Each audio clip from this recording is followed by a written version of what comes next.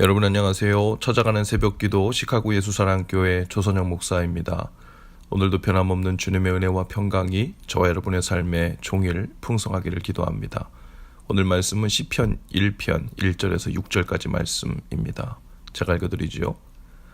복 있는 사람은 악인들의 꾀를 따르지 아니하며 죄인들의 길에 서지 아니하며 오만한 자들의 자리에 앉지 아니하고 오직 여호와의 율법을 즐거워하여 그의 율법을 주야로 묵상하는 자로다.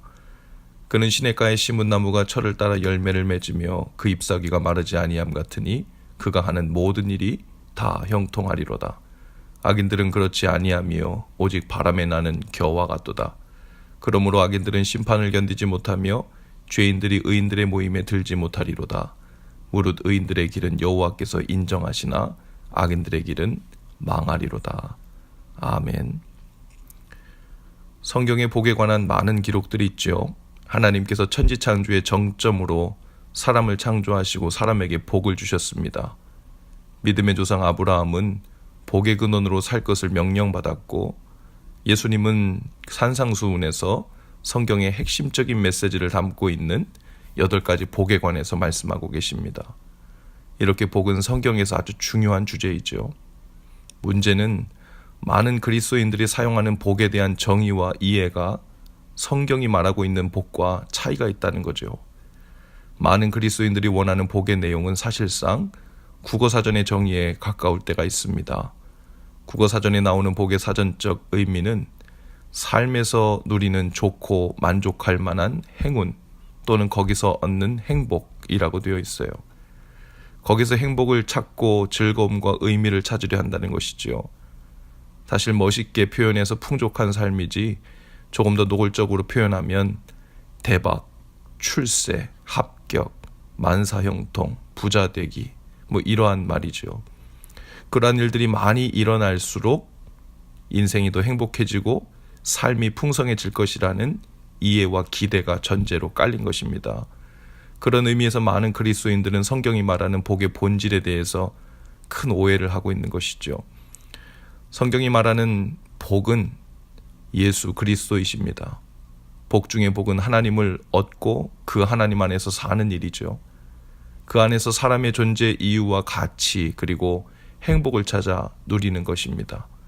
물론 땅에서 얻는 기름진 것들과 즐거움은 유익하긴 하나 반드시 있어야 행복한 것은 아닙니다.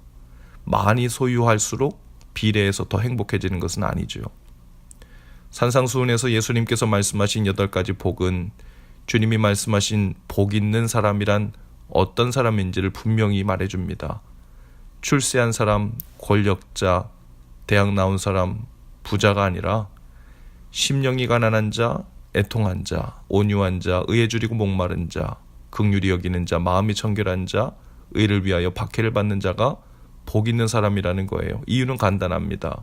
그런 사람들이 복이신, 참 복이신 하나님께로 가까이 나아가 그분을 만날 가능성이 크고 눈 멀고 귀 먹은 삶으로부터 벗어나 주님을 대면하여 살 가능성이 크기 때문입니다. 즉 주님 안에서 그분과 동행하는 삶, 즉 참된 복된 삶이 시작될 수 있기 때문이죠. 오늘 우리가 읽은 1절에서 복 있는 사람은 악인의 꾀를 따르지 않는다고 했어요. 오직 여호와의 율법을 즐거워하여 그의 율법을 주야로 묵상하는 자가 복 있는 자라고 했습니다. 단순히 성경 읽기를 좋아하고 말씀 묵상하는 것을 좋아하는 성격의 사람에 대해 말하는 것이 아니죠. 여호와의 율법이란 하나님의 말씀입니다. 하나님의 말씀을 읽고 묵상하고 그 말씀에 순종하는 것이 곧 말씀이신 주님 안에 거하는 방법입니다. 주님과 동행하는 구체적인 방법이죠. 복이신 예수님과 말씀을 통해 종일 함께 거하고 있으니 그 사람은 복이 있는 겁니다.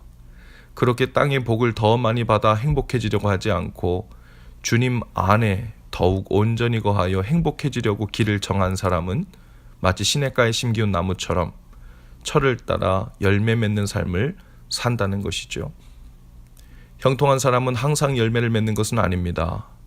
열매가 안 보이는 인생의 계절을 지나고 있어도 모두 합력하여 선을 이루고 있는 과정에 있다는 것을 알고 믿는 사람이죠. 시냇가에 심기운 나무는 봄을 지나며 열매가 없어도 걱정하지 않습니다. 여름을 지나며 잎사귀만 무성하고 열매가 보이지 않아도 걱정하지 않습니다. 뿌리를 시냇가에 두고 있기 때문에 여전히 살아있고 아직 열매의 때가 아니라는 것을 알고 있기 때문에 걱정하지 않죠. 하나님이 허락하시는 때와 시절이 되었을 때 열매 맺으면 됩니다. 그러니 열매가 없어도 있어도 주님 안에 뿌리를 두고 있는 사람은 인생의 모든 계절에 이미 그대로 형통하게 살고 있는 것이죠. 그러나 악인들은 그렇지 않습니다. 마치 바람에 나는 겨와 같다고 했어요. 겨는 그 안에 쌀 알맹이가 없는 껍질이죠. 가벼워서 이리저리 날아다닙니다. 모양은 그 속이 꽉 차 있는 것처럼 통통하게 보이나 실제로는 속이 빈 가짜이죠. 악인은 바람에 나는 겨와 같다 했습니다. 악인이란 자신이 원하는 행복의 조건을 완성해 나가려고 사람의 모든 꾀와 술수를 쓰며 사는 사람을 말하죠. 그런 사람은 인생의 계절이 변하고 바뀔 때마다 불안해하고 이리저리 바람에 날리는 것처럼 마음이 흔들리며 허무하고 불안하게 살아가는 것을 말합니다. 여러분, 오늘 주님 안에 거하는 진짜 복으로 충만한 삶 될 수 있기를 바랍니다.